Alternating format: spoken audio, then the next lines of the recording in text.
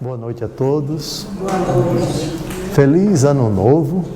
Para quem eu ainda não cumprimentei, é o nosso primeiro encontro de 2020. E continuamos o nosso estudo sobre a intercessão da bem-aventurada Virgem Maria na vida da Igreja. Ainda estamos no Antigo Testamento e hoje, espero, possamos concluir a parte investigativa do Antigo Testamento. Porque, caro internauta, essa investigação a respeito da intercessão de Nossa Senhora no Antigo Testamento, se ela é citada somente, explicitamente no Novo Testamento. Porque no Antigo Testamento nós temos intercessores que obtiveram junto de Deus graças copiosas para si e para outros, para Israel, para algumas pessoas, para uma única pessoa, etc. É importante essa parte do estudo para mostrar que a oração do justo tem grande poder, como diz o capítulo 5 de São Tiago. Se no Antigo Testamento intercessores obtiveram graças, milagres, favores, com muito mais razão a Santíssima Virgem Maria. Já falamos de intercessores célebres, e cito pelo menos 10. Abraão, Moisés, Arão, Elias, Samuel, Isaías, Moisés, Davi, Ezequias, Esdras e Neemias. Eu creio que deu até mais que 10. Já vimos todos esses textos, eles intercedendo junto a Deus, eles se colocando em oração e sendo atendidos. Hoje nós vamos falar de duas mulheres, não apenas delas, mas vamos falar de duas mulheres que têm uma particular relação com a Santíssima Virgem Maria. Uma das orações mais simples, mais inocentes, ingênuas, mas no bom sentido, não de infantilidade, mas de inocência, de pureza, de simplicidade, é a Ave Maria. Na Ave Maria, nós temos duas afirmações, uma do arcanjo Gabriel, quando apareceu a Santíssima Virgem Maria, e outra, a frase de Santa Isabel. Ave cheia de graça, o Senhor é contigo, o arcanjo Gabriel. Bendita és tu entre as mulheres, e bendito o fruto do teu ventre, Santa Isabel. Hoje nós vamos buscar no Antigo Testamento o porquê dessa afirmação de Santa Isabel, bendita és tu entre as mulheres, e bendito o fruto do teu ventre. Eu já disse a vocês, e vocês estão não cansados de saber, que na Bíblia nada é colocado por acaso, nada é descrito por coincidência.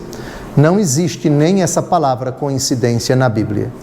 Tudo tem uma razão de ser, tudo tem um significado, tudo tem um sentido. Hoje nós vamos ver essa frase, bendita és tu entre as mulheres. Ela não é inédita no Novo Testamento. Ela aparece no Antigo Testamento em duas situações e é dirigida por duas pessoas diferentes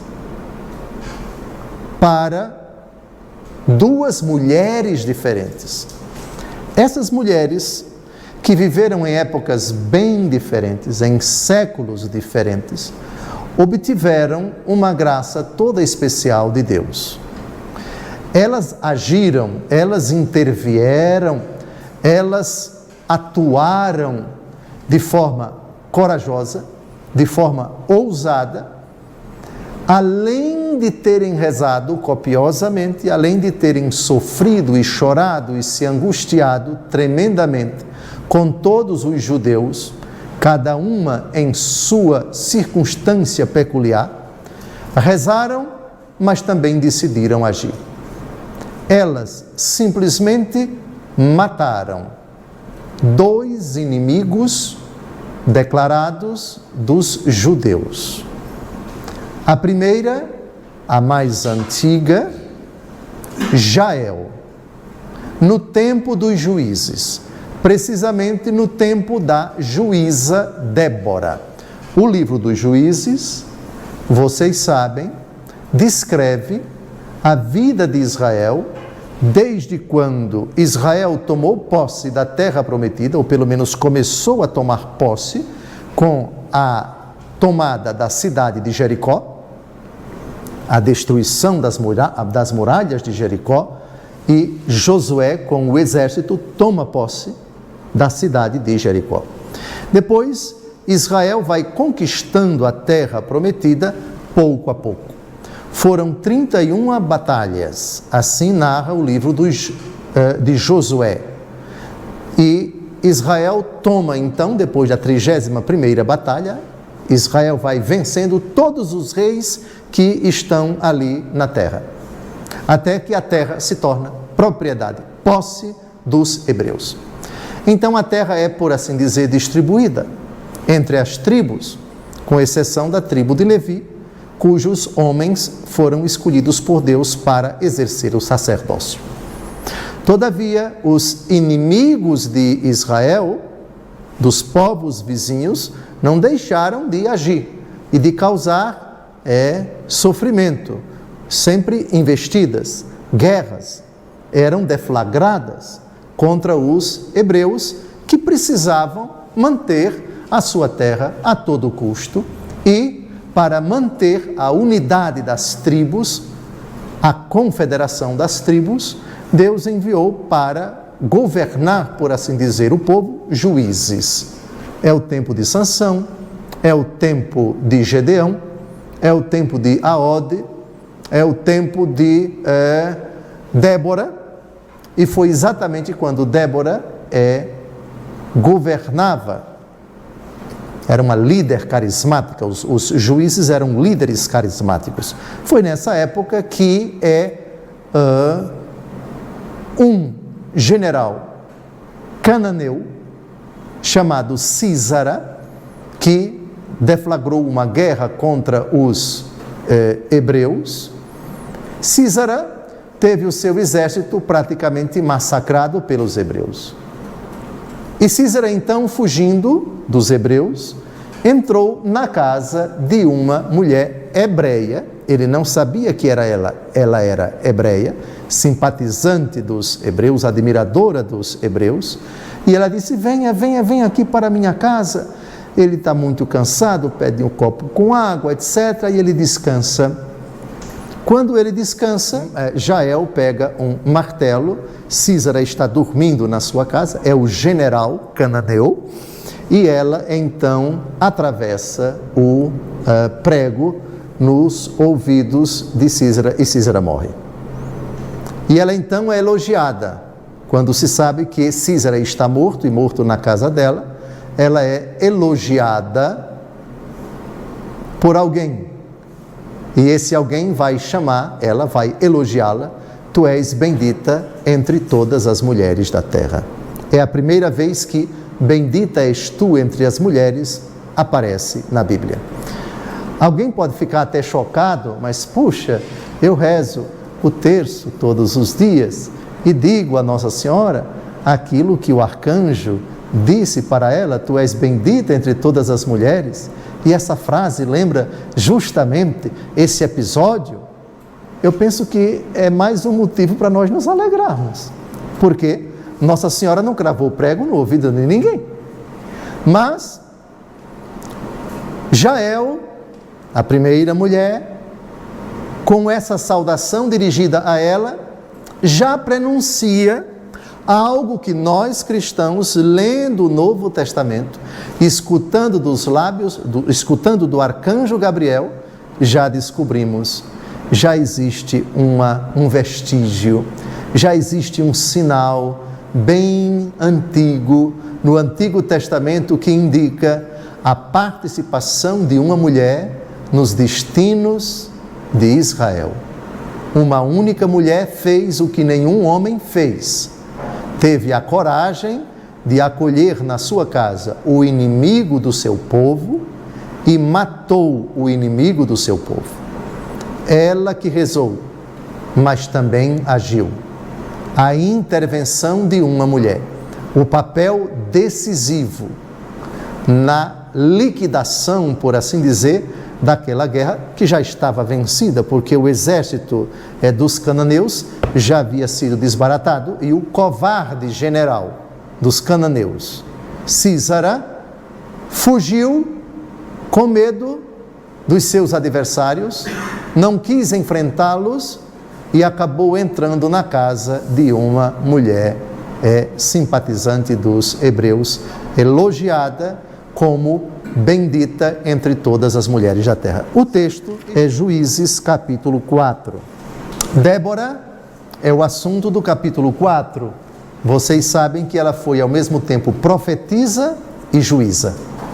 A partir do versículo 4, por favor.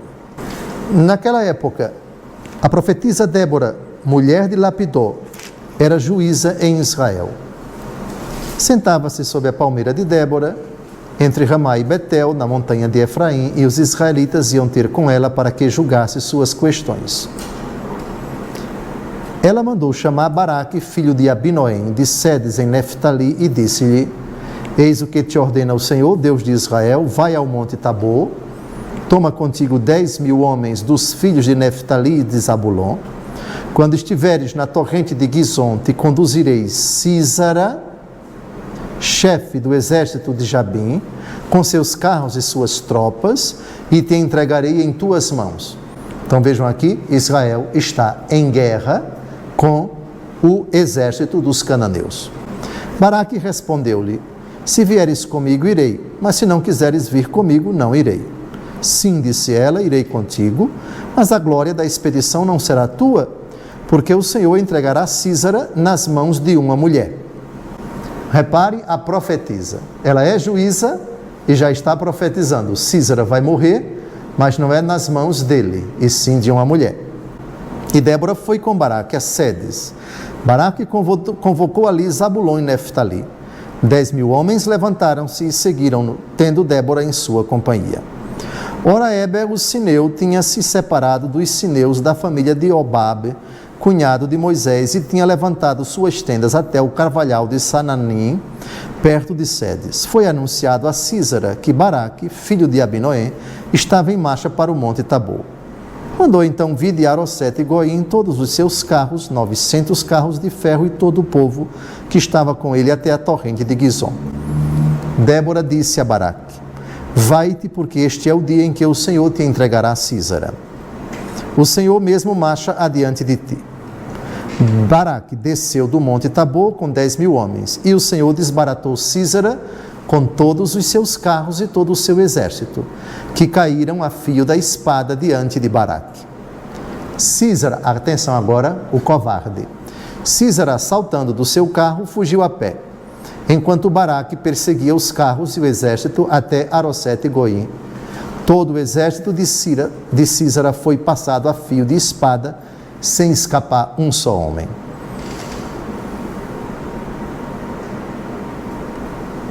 Sísara, fugindo a pé, chegou à tenda de Jael, mulher de Éber, o sineu, porque havia paz entre Jabim, rei de Assó, e a casa de Éber, o sineu.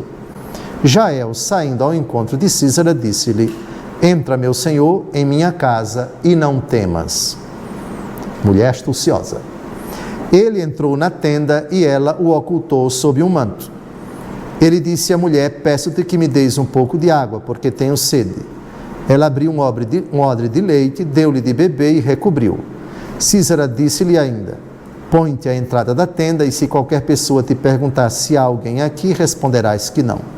Jael, pois, mulher de Éber, tomou um prego de tenda, juntamente com um martelo, e aproximando-se devagarinho, enterrou o prego na fonte de Sísara, pregando-o assim na terra, enquanto ele dormia profundamente por causa do cansaço. Sísara morreu. Entrementes chegou Baraque logo após Sísara. Jael, saindo-lhe ao encontro, disse-lhe: Vem, vou mostrar-te o homem que buscas. Ele entrou e viu Sísara, que jazia morto por terra, com o prego cravado em sua fonte. Foi assim que Deus, naquele dia, humilhou Jabim, rei de Canaã, diante dos israelitas. E a mão dos filhos de Israel pesava cada vez mais sobre Jabim, rei de Canaã, até que o exterminaram. Bem, foi um feito de guerra notável. Numa guerra, quando você mata um soldado, sem dúvida alguma, é uma conquista. Quando você mata 2 ou 3 ou 4 inimigos, é uma conquista. Quando você mata, com devido respeito, tenentes, capitães, coronéis, é um grande feito. Mas quando você mata um general, um líder, é um feito inestimável, portentoso. Pulemos agora para Juízes capítulo 5. Débora e Baraque, filho de Abinoém, fazem esse canto que está em Juízes capítulo 5. É o canto de vitória. Mas o versículo que nos interessa é o versículo 24. Versículo 24. Vamos ler todos juntos esse versículo. Bendita seja entre as mulheres Jael, mulher de Heber, o quenita, entre as mulheres da tenda, seja bendita. Bem, aqui é forçoso nós falarmos, então, do papel da Santíssima Virgem como inimiga da serpente. Porém, inimizade entre ti e a mulher, entre a tua descendência e a dela. Tu lhe ferirás o calcanhar, enquanto ela te esmagará a cabeça. Então, o que Jael fez com Sísara e o elogio que ela recebeu de Débora e de Baraque, já é um prelúdio, esse elogio, de que aquela que fora designada por Deus para esmagar a cabeça da serpente é bendita entre todas as mulheres da terra. Vamos agora à segunda mulher. Uma mulher ousada também, atrevida e mais, viúva. Vejam, viúva. As viúvas naquele tempo ocupavam uma tríplice posição não privilegiada em Israel. Eram 3 vezes coitadas. Primeiro por serem mulheres, depois por serem viúvas.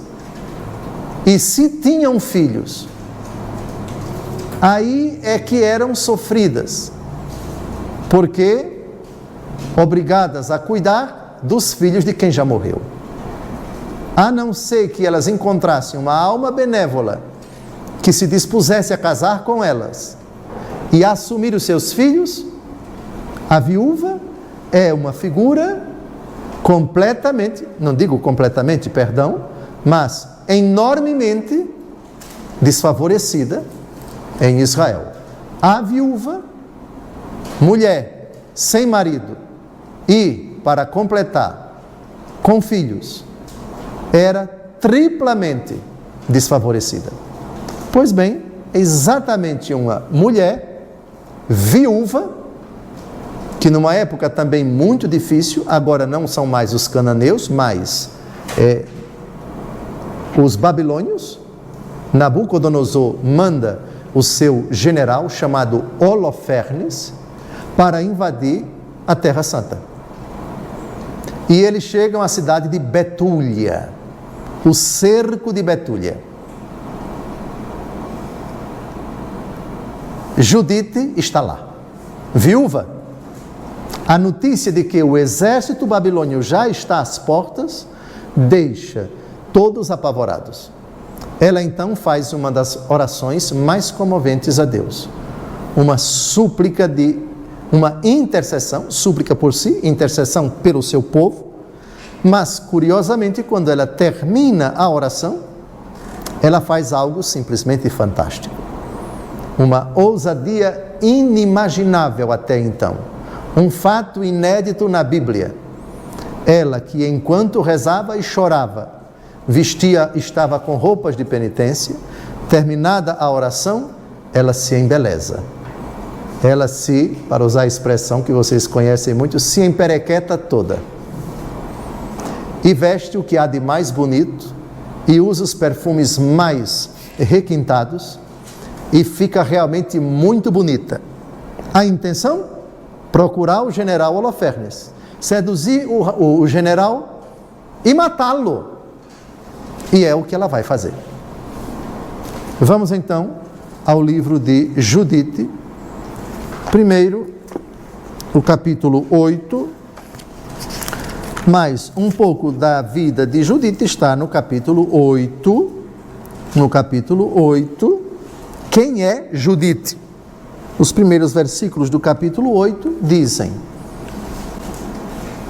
Judite, viúva, filha de Merari, filho de Ox, filho de José, filho de Osiel, filho de Elquias, filho de Ananias, filho de Gedeão, filho de Rafaim, filho de Aquitobe, filho de Elias, filho de Elcias, filho de Eliabe, filho de Natanael, filho de Salamiel, filho de Surizadai, filho de Israel.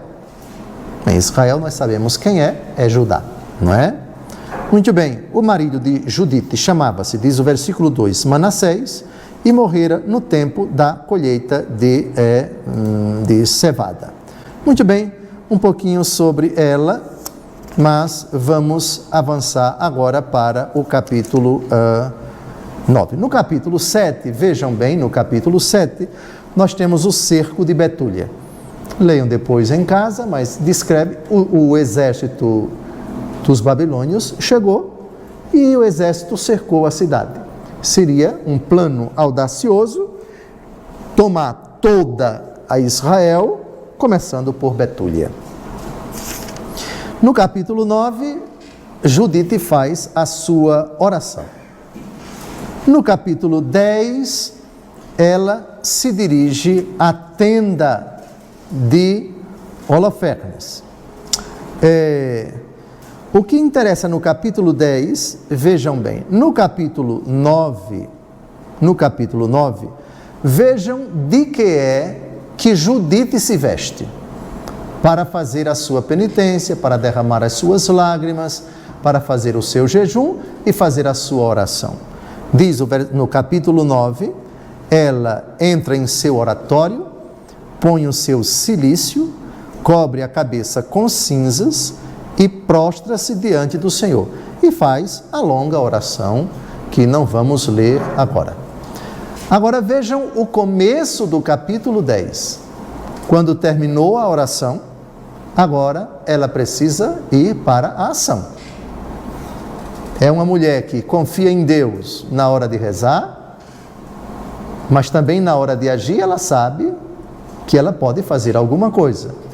É uma atitude ousada, muito arriscada, porque ela podia morrer se fosse desbaratada.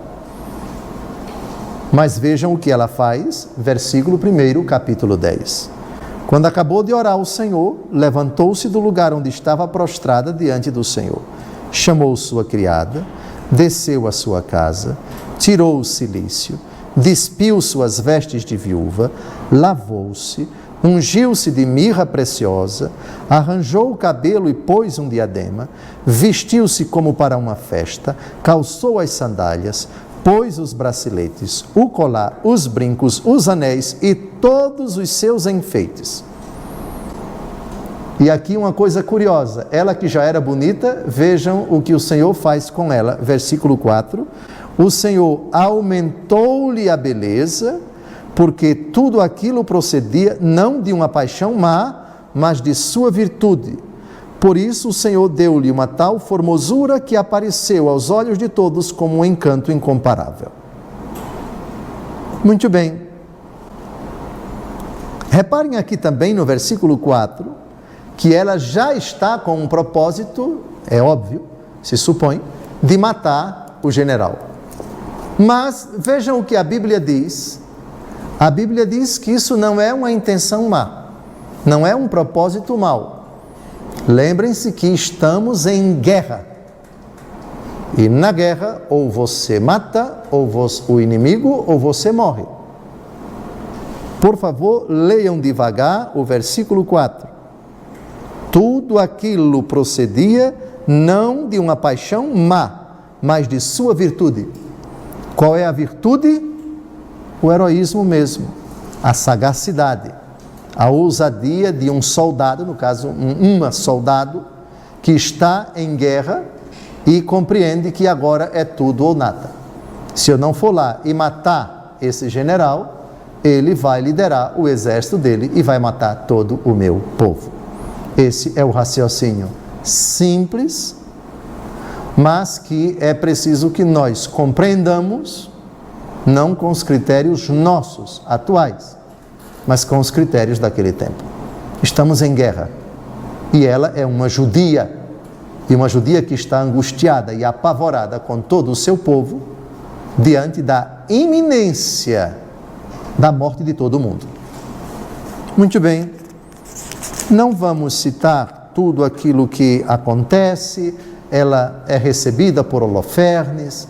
Holofernes fica encantadíssimo com a beleza dela. Holofernes bebe muito, até que ele permite que ela entre nos seus aposentos. Ora, isso é um indício claro. Ele quer fazer sexo com a judia.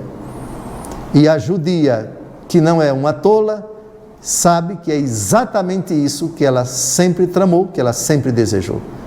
Ela não se aprontou belíssimamente, ela não ficou uma fantástica, encantadora, sedutora mulher por acaso.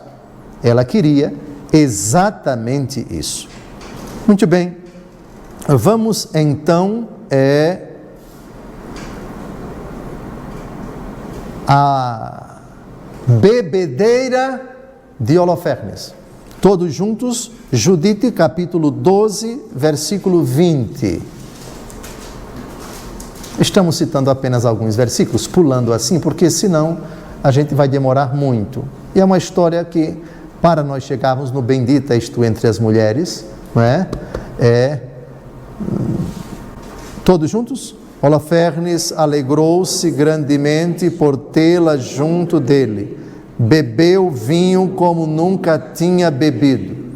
Bom, em português bem compreensível, tomou um grande porre. E depois, agora vão entrar nos aposentos. Agora é preciso citar os versículos primeiros do capítulo 13. Anoiteceu, os oficiais apressaram-se em voltar aos seus aposentos. Vagal fechou as portas do quarto e foi-se. Estavam todos embriagados pelo vinho. Judite ficou só no seu quarto, enquanto Holofernes repousava em seu leito, mergulhado em vinho. Judite ordenou à sua serva que ficasse do lado de fora do quarto, vigiando. De pé ao lado do leito, movendo em silêncio os lábios, ela orou com lágrimas a Deus, atenção, dizendo: Senhor Deus de Israel, dai-me força, olhai agora o que vão fazer minhas mãos, a fim de que, segundo a vossa promessa, levanteis a vossa cidade de Jerusalém, e eu realize o que acreditei ser possível graças a vós. Se compreende essa oração? É uma mulher que nunca tinha matado ninguém. E não é fácil, mesmo para uma mulher que crê em Deus, tomar uma decisão dessa. Mas foi o que ela tanto desejou. E se ela não fizer isso, quando esse homem despertar, provavelmente vai liderar a batalha e vai destruir todos os hebreus.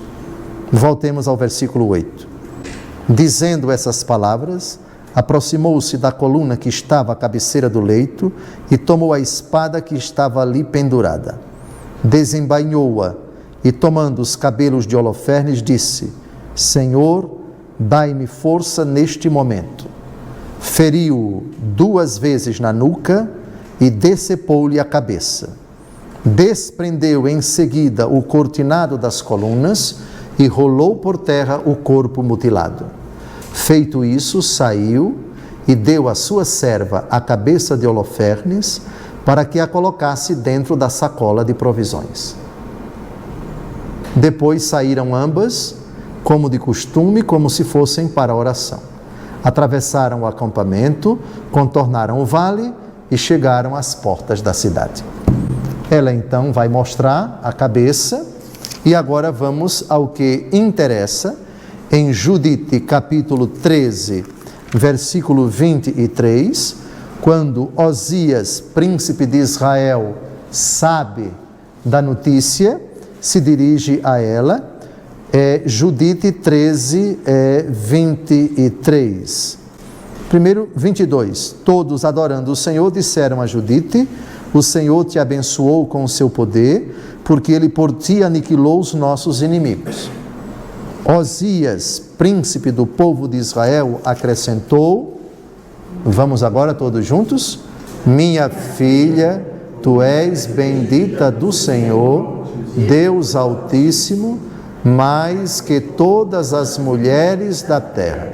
E segue depois o elogio, mas o que nos interessa é isto. É a segunda mulher elogiada com a expressão: tu és bendita entre todas as mulheres da terra. Pronto. Memorizem, por favor, todos vocês, todos nós católicos que recitamos a Ave Maria com tanta piedade, espero que seja sempre com piedade, bendita és tu entre as mulheres. Cada vez que nós recitarmos essas palavras de Santa Isabel, que vamos ver agora, lembrem-se, ela teve antecedentes atrevidas, corajosas, que diante do inimigo não se intimidaram. A Santíssima Virgem tem um inimigo declarado, e esse também é inimigo declarado dela. Porém, inimizade entre ti e a mulher, entre a tua descendência e a dela. Católicos, protestantes, ortodoxos, judeus, muçulmanos, quem quer que seja. Essa frase de Santa Isabel não é por acaso. Quem pronuncia essa frase a respeito de Nossa Senhora, saiba, é nossa intercessora, é nossa guerreira, é nossa general, se nós quisermos. Aliás, no livro do Cântico dos Cânticos, quem é essa que avança como a aurora, temível como o exército, em ordem de batalha? A tradição da Igreja viu essa profecia do Cântico dos Cânticos como uma alusão à Santíssima Virgem, temível como o exército em ordem de batalha. Na luta contra o poder das trevas, evoque aquela que é bendita entre todas as mulheres, porque essa é mais corajosa, mais ousada, muito mais santa do que Jael, do que Judite, as únicas que tiveram o privilégio de ouvir esse elogio. Dito isso, vamos a Lucas capítulo 1, porque é a terceira e última personagem na Bíblia que é elogiada. Naqueles dias, Maria se levantou e foi às pressas às montanhas, a uma cidade de Judá. Entrou em casa de Zacarias e saudou Isabel. Ora, apenas Isabel ouviu a saudação de Maria, a criança estremeceu no seu seio. E Isabel ficou cheia do Espírito Santo e exclamou em alta voz. Aqui vocês vão perceber por que ela veio em primeiro lugar e Jesus veio em segundo lugar. Todos juntos? Bendita és tu entre as mulheres, e bendito é o fruto do teu ventre. Muito bem. De onde me vem esta honra de vir a minha mãe do meu Senhor? Pois assim que a voz de tua saudação chegou aos meus ouvidos, a criança estremeceu de alegria no meu seio. Bem-aventurada és tu que creste, pois se hão de cumprir as coisas que da parte do Senhor te foram ditas. Guerreira que traz consigo o Deus que é o Senhor dos exércitos. Bendita és tu entre as mulheres. Primeiro, ela é bendita, ela é bem-aventurada, ela é elogiada, e depois Jesus. Isso não significa dizer que Jesus é menos importante do que ela. Jesus é Deus, Jesus é nosso Salvador, mas ela é elogiada primeiro na ordem da natureza. Na ordem da natureza, primeiro vem a mãe, depois vem o filho. Na ordem da graça é diferente. Na ordem da graça, Jesus é Deus, Nossa Senhora é criatura. Mas aqui, Santa Isabel, na linha de continuidade de Débora e Baraque, na linha de continuidade do sacerdote Osias, elogia a guerreira que, se não cravou prego no ouvido de ninguém, nem decepou a cabeça de ninguém, mas esmagou a cabeça da serpente. Eu lhes asseguro, e estou respaldado com afirmações seguras de muitos padres da igreja, doutores da igreja, santos e santas, de que este nome causa uma irritação profunda ao diabo. Chamá-la de bendita és tu entre as mulheres. Ele se lembra do que isso significa. Ele se lembra do que isso evoca. É o caráter, e por favor, não esqueçam, Nossa Senhora, ela é intercessora, mas é também inimiga da serpente. Aqui está um auxílio que cristão nenhum deveria dispensar. Aqui está uma força, aqui está um baluarte, aqui está uma cidadela fortíssima. Uma das devoções não é tão famosa como o terço, mas é muito difundida, sobretudo na minha região, o Nordeste, e em vários lugares do Brasil, o ofício de Nossa Senhora. Sois forte esquadrão contra o inimigo. Forte esquadrão. Esquadrão é uma expressão que evoca não apenas uma pessoa, mas várias. O que é um esquadrão? O esquadrão, vamos chamar, é um dispositivo militar. Então você tem vários militares ali avançando no fronte, eles não estão sozinhos, eles estão muito organizados. Ela sozinha é um forte esquadrão contra o inimigo. Muito bem, como precisamos hoje encerrar o Antigo Testamento, porque se Deus quiser, no próximo sábado, já vamos entrar no milagre das bodas de Caná, a intercessão propriamente dita, e depois é ela no céu, Apocalipse 5 e Apocalipse 8, mas antes disso, ela intercedendo com a igreja e pela igreja, e na igreja, em Atos dos Apóstolos, capítulo 1, ela no cenáculo com a igreja aguardando a chegada de Pentecostes. Muito bem, vamos agora aos 4 últimos textos dos profetas, um de Jeremias, outro de Ezequiel, outro de Amós e outro de Zacarias, os intercessores. E com isso a gente encerra o Antigo Testamento, o estudo preparatório para a intercessão da Santíssima Virgem Maria. Jeremias, capítulo 27, versículo 18. Vamos ver de 16 a 18. Israel está sendo, o reino de Judá está sendo acossado por Babilônia. Nabucodonosor, dentro de pouco tempo, vai invadir a cidade, vai matar o rei Sedecias, que é o último rei. Antes vai matar os seus filhos na frente dele, e depois vai furar os olhos do rei. Isso nós já sabemos. Muito bem. E Jeremias está vendo tudo isso. Jeremias 27, de 16 em diante.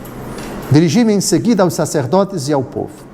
Eis o que diz o Senhor: não escuteis a voz dos profetas, ao dizer-vos que os objetos do templo em breve voltarão para a Babilônia. É falsidade o que proferem. Não os escuteis. Submetei-vos ao rei de Babilônia, a fim de que possais viver. Porque seria esta cidade transformada em deserto? Se na verdade são profetas inspirados pelo Senhor, atenção, atenção, que intercedam junto ao Senhor dos Exércitos, a fim de que os objetos que ficaram no templo, no palácio do rei de Judá e em Jerusalém, não sejam levados para a Babilônia. É uma intercessão que na verdade não vai surtir muito efeito, mas por causa do pecado, da rebeldia do povo. Mas aqui nós temos um dado que nos interessa muito. Quem diz, eu não preciso da intercessão de ninguém, não é correto pedir aos outros, porque você deve se dirigir diretamente a Deus, isso é falso. É correto que você se dirija diretamente a Deus para pedir o que você quiser, desde que seja um pedido conveniente. Meu Deus, me ajude. Correto? E devemos fazer isso sempre. O que não se admite é que alguém diga que essa é a única forma de nós chegarmos a Deus. Essa é a forma de nós chegarmos imediatamente. Mas existem formas de nós chegarmos imediatamente. Eu posso chegar diretamente ao coronel Elifas, falando diretamente com ele, pedindo ele alguma coisa. Ou seja, o coronel Elifas é uma figura ilustre que estuda a Bíblia conosco aqui. Vocês não vão ver o rosto dele. Como não veio o rosto de ninguém. Pois bem, eu posso me dirigir a ele para fazer algum pedido, mas posso me utilizar também da esposa dele, Dona Olônia, que está ali. De duas formas eu chego a ele. A primeira forma, imediatamente, ou seja, sem a mediação de ninguém. A outra forma, me dirigindo à esposa dele, para que ela faça as minhas vezes. Meu marido amado, o bispo pediu para eu lhe pedir alguma coisa. Não há nenhum problema. Por isso, meu Deus, me ajude. Maria Santíssima, Mãe de Jesus, peça a Jesus que me ajude. Eu não consigo entender, sinceramente, como alguém tem a coragem de dizer, eu só me dirijo diretamente a Deus, eu não preciso das preces de mais ninguém.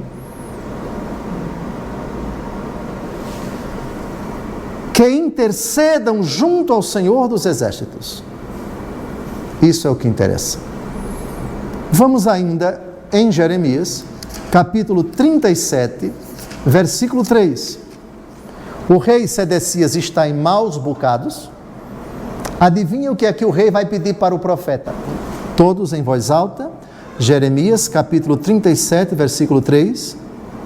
O rei Sedecias enviou, entretanto, Jucal, filho de Semeias, e o sacerdote Sofonias, filho de Maasias, profeta Jeremias, a fim de dizer, intercede por nós junto ao Senhor, nosso Deus. Santa Maria, Mãe de Deus, rogai por nós, pecadores. Intercede por nós. Rogai por nós, pecadores.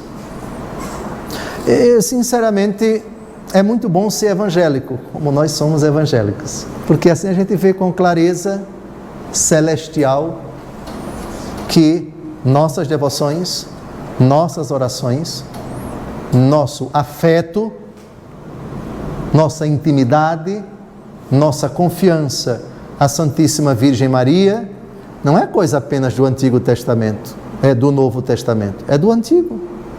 Intercede por nós junto ao Senhor nosso Deus. O rei não poderia dizer: não preciso do profeta, eu mesmo vou rezar aqui. Ora, ele precisou das preces do profeta, intercede. Ora, somente um ignorante, um desavisado é que não enxerga nisso o seguinte: o rei viu uma força especial, um poder especial na oração do profeta. Se não fora isso, ele não pediria. Como é que eu vou pedir a alguém algo se eu sei que tal pessoa não tem prestígio nenhum, não tem força nenhuma, não tem valia nenhuma, não tem mérito nenhum a oração daquela pessoa? Então eu não vou pedir. Mas se eu peço, é porque eu reconheço que a oração daquela pessoa tem valor e eu preciso dela, por isso eu peço, intercede por nós. Capítulo 42 do mesmo profeta. Reparem que o profeta Jeremias tinha uma fama de um intercessor de particular poder. Vamos agora ao terceiro caso. Jeremias 42, de 1 a 4. Foram então todos os oficiais, Joanã, filho de Careia, e Azarias, filho de Osaías, bem como o povo, desde os grandes até os pequenos, dizer ao profeta Jeremias: ouve, isso é muito importante, ouve a nossa súplica e intercede por nós junto ao Senhor, em favor do que resta de nós. De muitos que éramos, bem podes ver a quão poucos fomos reduzidos. Que o Senhor teu Deus nos indique o caminho que devemos seguir e o que devemos fazer. Ouço o que me dizeis, respondeu Jeremias, e o que desejais, vou solicitar ao Senhor vosso Deus. O que me disser o Senhor, vulo transmitirei fielmente. O resto, vocês já sabem, não é o momento aqui, porque ainda temos 3 profetas para analisar. O que interessa, já no Antigo Testamento, se tem a consciência, há determinadas pessoas cujas orações são poderosas. Vamos pedir a ajuda delas. Reza por nós, intercede por nós, mas reza, nós precisamos das tuas orações. Está claro? Agora vamos a Ezequiel, capítulo 9, versículo 8. Permanecendo só durante esse massacre, prostrei-me de face contra a terra e gritei: Ah, Senhor Javé, ides exterminar o que resta de Israel, desencadeando o vosso furor contra Israel, contra Jerusalém. A falta de Israel e de Judá é grande, muito grande, respondeu-me. A terra transborda de sangue e a cidade extravasa de perversão, porque dizem entre eles: o Senhor abandonou a terra, o Senhor não enxerga mais nada. Está bem, eu de minha parte não terei complacência, eu me mostrarei impiedoso, farei recair sobre a sua cabeça o peso do seu proceder. Depois disso, reapareceu o personagem vestido de linho, que trazia à cintura os instrumentos de escriba, vinha prestar contas. Fiz o que ordenastes.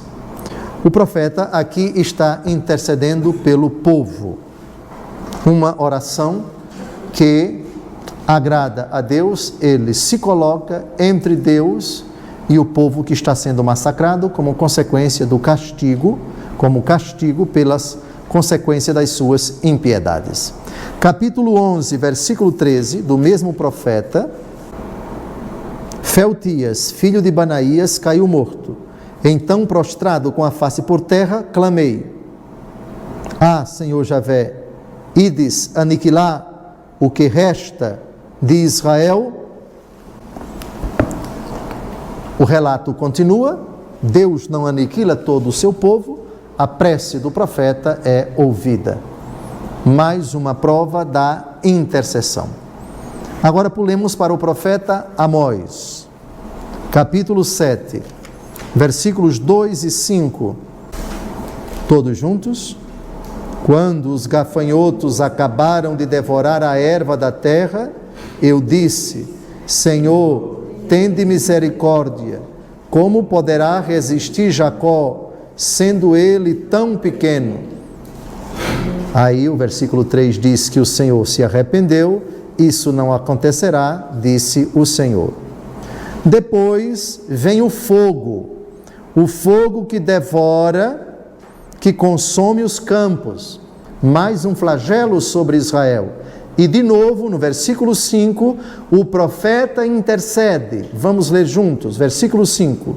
Então disse eu: cessai, Senhor Javé, como poderá resistir Jacó, sendo ele tão pequeno? O Senhor arrependeu-se, pois tampouco isso há de acontecer, disse-me o Senhor, etc, etc. Aqui é um texto curioso, porque uma intervenção da intercessão do profeta e Deus suspende o castigo. Depois outro castigo começa a acontecer, o profeta intervém suplicando e Deus revê a sua ira, o seu castigo, graças à súplica do profeta. E finalmente o último texto do Antigo Testamento, Zacarias, capítulo 1, versículo 12. Aqui é uma rara citação que mostra que o intercessor, atenção, o intercessor não é um homem, é um anjo. Um anjo. Por isso, aqueles que criticam, nós católicos, que nos criticam por rezarmos: Santo anjo do Senhor, meu zeloso guardador, se a ti me confiou a piedade divina, sempre me rege, me guarda, me governa, me ilumina, como algo errado, como uma prece sem nenhuma utilidade, porque os anjos não têm nenhum papel junto a Jesus, já que quem nos deve reger é Jesus, quem nos deve guardar é Jesus, quem nos deve proteger é Jesus, quem nos deve iluminar é Jesus, não tem fundamento nenhum. É corretíssimo rezar aos anjos da guarda, como é corretíssimo rezar a São Miguel Arcanjo: defendei-nos no combate, cobri-nos com vosso escudo contra os embustes e ciladas do demônio. Subjugue o Deus, instantemente o pedimos, e vós, príncipe da milícia celeste, pelo divino poder, precipitai no inferno a Satanás e a todos os espíritos malignos que andam pelo mundo para perder as almas. Onde está esse fundamento? É correto se dirigir aos anjos? A resposta está aqui.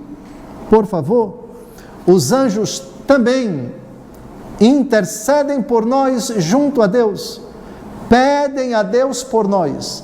Pedem a Deus por nós. Portanto, rogai por nós, Santa Mãe de Deus. É correto. Como é correto dizer rogai por nós, São Miguel Arcanjo, São Gabriel Arcanjo, São Rafael Arcanjo, anjos, dominações, tronos, potestades, anjos da guarda. Vamos ler todos juntos? Por favor, sublinhe isso na sua Bíblia. A oração aos anjos. O anjo do Senhor disse: Senhor dos exércitos, até quando ficareis insensível à sorte de Jerusalém e das cidades de Judá? Já faz 70 anos que estáis irritados contra elas. Olha que bonito o versículo seguinte.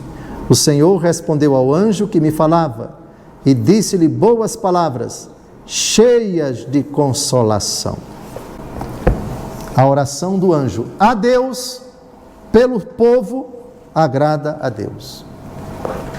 Bem, terminou a investigação do Antigo Testamento sobre os fundamentos bíblicos para a intercessão de Nossa Senhora.